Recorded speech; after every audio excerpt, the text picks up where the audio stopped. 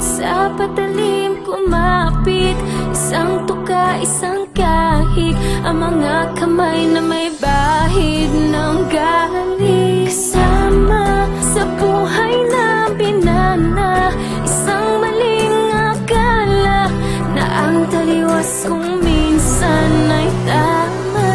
Ang hari ng tondo, hari ng tondo, baka mabansagan ka na.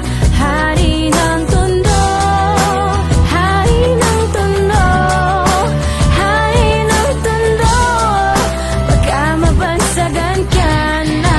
Hari ng tondo. Gatas ka pa sa loob. Gusto na maghari dito sa tondo.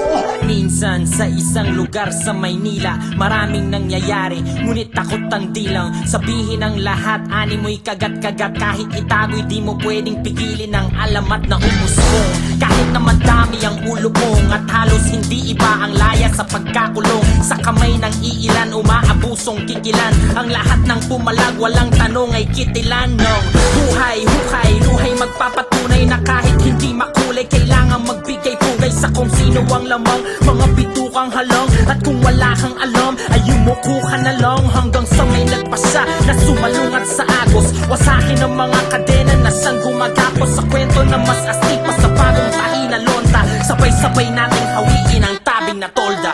Kahit sa patalim kumapit, isang tuka, isang kahig, ang mga kamay na may bahid ng galit. Kasama sa buhay namin na isang maling akala na ang taliwas kung minsan ay tama. Ang hari ng tondo, hari ng tondo, baka mabansagan ka na. Hari ng tondo, hari ng tondo, hari ng tondo, baka mabansagan ka na. Hari ng tondo. Sino ang may sabi sa inyo pumasok sa teritoryo ko? Akin ang lupang ito. Hindi! Kinasyon! Nilusong ang kanal na sa pangalan niya'y tumawag, alang-alang sa iba, tsaka na muna ang patawad sa maling nagagawa, na tila nagiging tama ang tunay na may kailangan ng siyang pinatatamasa.